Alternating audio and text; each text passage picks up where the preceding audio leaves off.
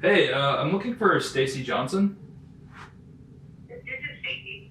Hey, Stacy. My name's Ricardo. I'm a filmmaker from Chicago. Um, I don't know if this is the right number to call it, but I was trying to get a hold of someone to get onto a property owned by the state of Illinois. Do you know by chance the name of this property? Yeah, well, it used to be called Camp Wahanaha. It's in Gilman, Illinois. No, I'm sorry, but you can't go on there. Are you see? Oh well, I mean, I can't just get in there just to record some footage real quick. Footage? What kind of footage? Well, it's not like we're making a movie or anything. It's for a documentary. I'm trying to figure out what happened to the Girl Scout camp that used to be out there.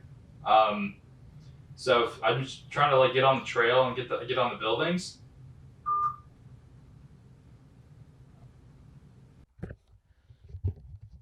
So we're at Huan Park, Huan Park. This is the public entrance to the woods. There's a play area that's still open to the public out here. The old camp is somewhere in the woods, and our permit got denied, so we're not allowed in. So we're just gonna have to sneak in. It's a nice foggy day. I don't think anybody's gonna catch us. As you can see, we are literally in the middle of nowhere. Nice fog blocking us.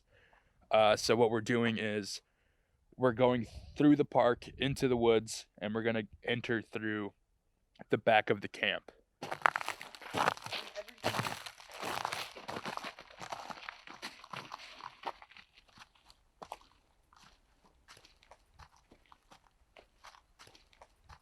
Dude, the path looks awesome.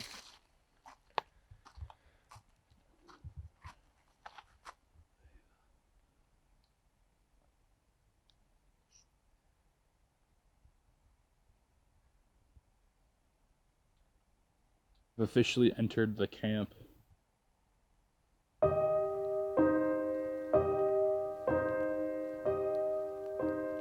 When I first went out there, I'd always feel like I'd see figures walking in the woods, or like I felt like someone was watching me almost. When you go there at first, you walk in, you're like, oh, this was a, run-of-the-mill generic Girl Scout camp. But the first couple of times I went there, it felt creepy. The shed we found out there really got me thinking about what really went on at that camp. I was wondering if maybe there's something going on there that people kind of caught on to, like maybe they were punishing Girl Scouts by locking them in solitary confinement almost. That's weird. Is it all on the inside? Do they lock girls in here? Everything is kind of run down. It's tattered and vandalized and broken.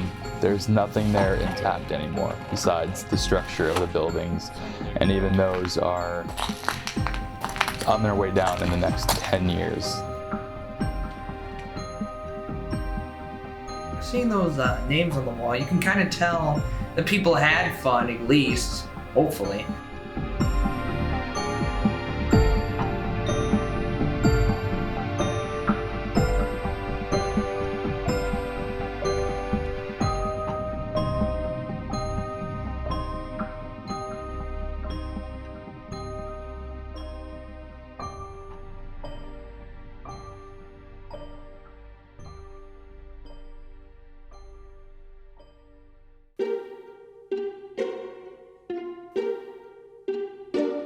I went out there probably when I was about 17 or 18 to take a bunch of pictures with my friends because I saw all the abandoned property and I was like, this is a cool photo opportunity. I posted them on my social media and my mom texted me. She's like, where the hell are you at? Where did you get all those pictures? And I told her at Camp Wahanaha, and she told me that she used to go there back in the 80s as a child.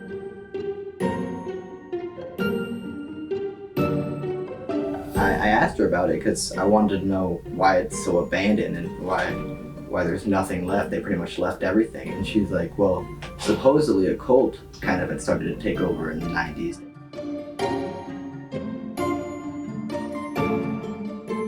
First time I experienced the camp was It was like one of my friend's family reunions, so we just went out there, and he told me about it in like a creepy context because I think him and a couple other of my friends thought it was haunted. Me and my friend Tyler were walking in there this one time. Something keeps catching my eye in the woods. You definitely feel like there's something out there. There's a sense of someone out there. And it's really strong. Like, you can't just ignore it. And sitting on the log is just this guy hunting. Somebody could come out of one of these buildings and attack me. I thought he was like there to catch people. I thought he was gonna kill us for a second. The rest of that trip was all paranoia. Anything could happen while you're out there. When we walked back, he was gone. We're in the camp right now. I just like to go out there with my friends. It's really peaceful, especially because there's nobody out there usually when I'm out there besides me and my friends. So seeing all the destroyed stuff and vandalized stuff, it kind of makes you wonder what happened. Makes you wonder how it got like this, who did this.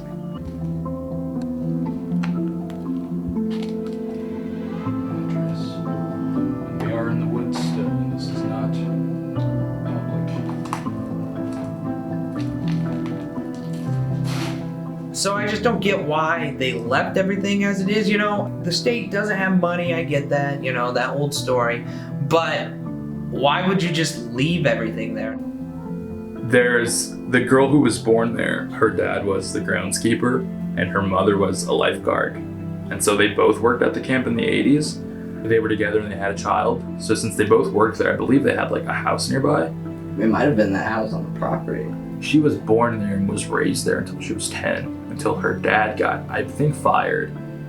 And I spoke to her and she's like, yeah, my dad doesn't want to talk about it. Like, he's still like really hurt about it. And I'm just wondering, like, what did this guy do? What did the camp do to him if he got fired? Like, if he's hurt, like, what did he do to get fired?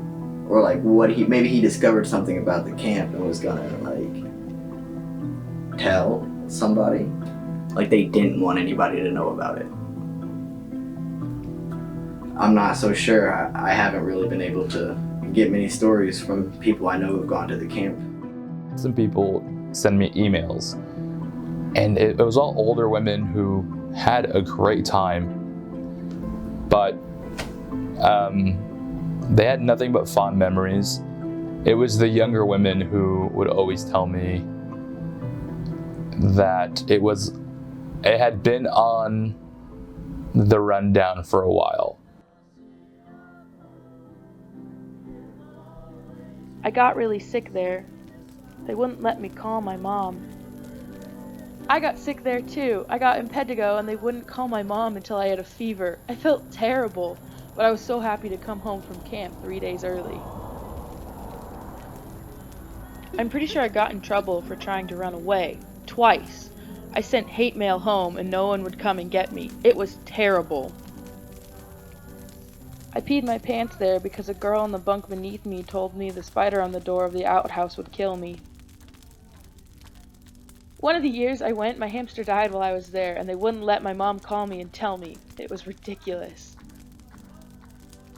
I still remember when you were really sick, they wouldn't let you call your mom. Assholes.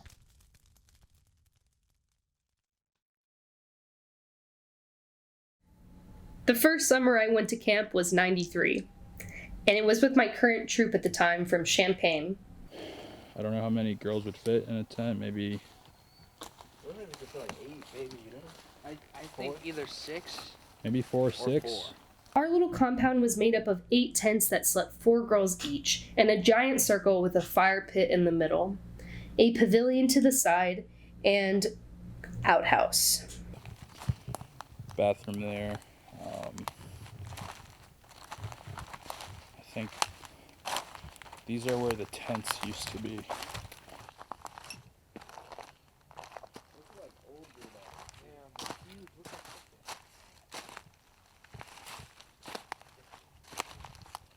This garbage is just garbage out here, but it's all glass.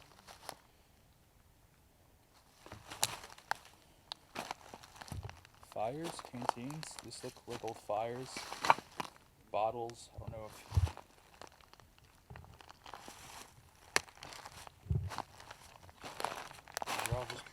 glass. Just glass. It's all glass. Pottery and glass.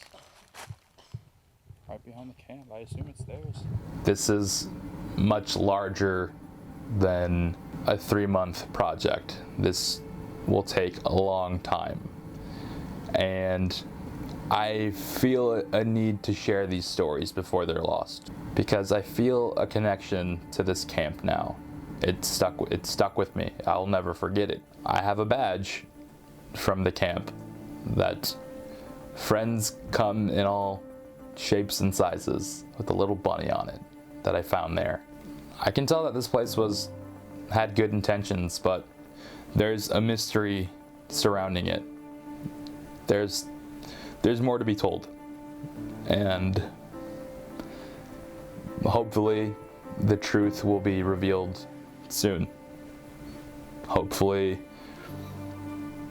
the memory of Camp Wahanaha will live on.